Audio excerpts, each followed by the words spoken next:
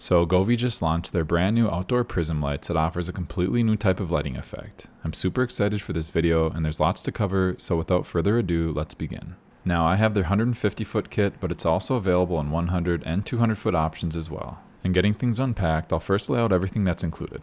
First, you have 9 5-meter long sections of lights, and each of these sections have the 6 pucks. Then you have 2 12-foot extensions that have a data booster on each side, 2 12-foot extensions that have the single booster. You get 3 of the splice wire kits that are the same they include in the Pro. There's the controller, which is the brains of the operation, the power supply that's 36 volts and 2.3 amps, and then you get extra sticky pads and mounting screws. Taking a closer look at the lights, and the first thing you'll certainly notice is just how big they are compared to anything else on the market. Here they are next to Govee's Permanent Outdoor Lights Pro kit, and then here they are compared to their Outdoor Lights 2 model. Now, as far as the tech they're packing, each of these pucks contain 3 individually dressable LEDs, which all work together to create some unique animations.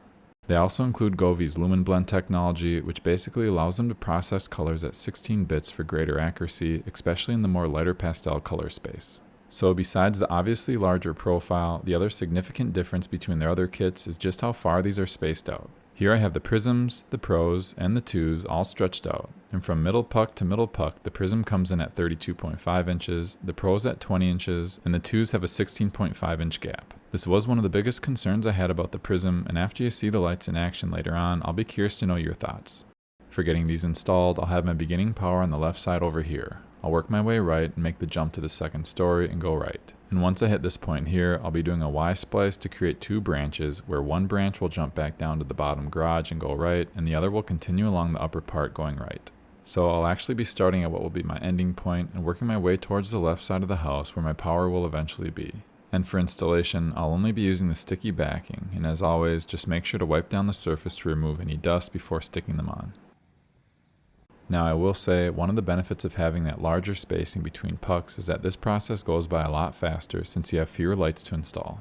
Now for the Y-splice I'm doing up on this part to split the data, I'm using the same process and method that I did when I installed the Govee Pro kit with Jacob over at PermTrack. So if you're curious to get a more in-depth overview of what a professional install looks like, including a track system to make everything disappear during the day, I'll leave a link to that video in the description that you can check out. And since I know I'll get a ton of questions, yes, he does have a PermTrack available for these new Prism lights, as well as the other Govee kits and Asahome's new Pro lights. And I'll make sure to leave a link to those in the description as well.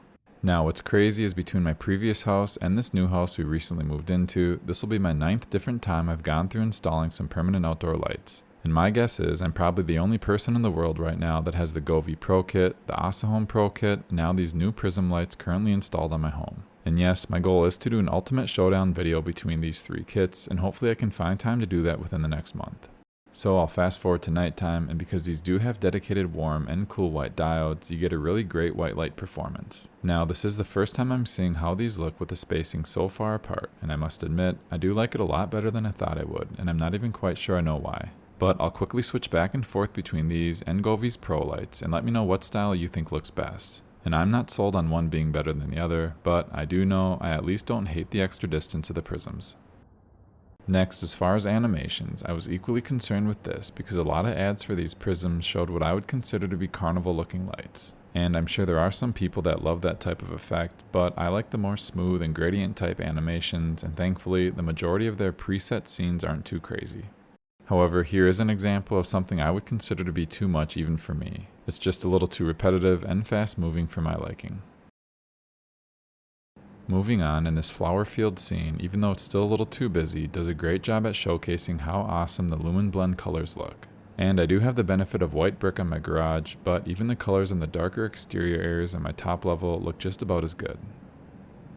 With the recent software update, Govee now gives you the ability to assign different scenes to different groups of lights on your home. To do this, click on Control Lights separately, and then let's first set up our groupings by going into where it says 4 segments. From here, click on the first number, and then we can use the slider to add or remove lights to the first group. You can then do this for each of the 4 segments.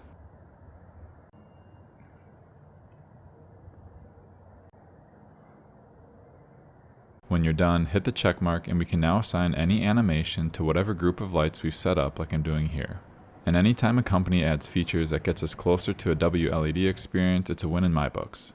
I'll also mention that this feature is included in the Pro lights as well, but I haven't checked if it's available on the 2s, so if anyone can confirm if it's an option or not on those, that would be great.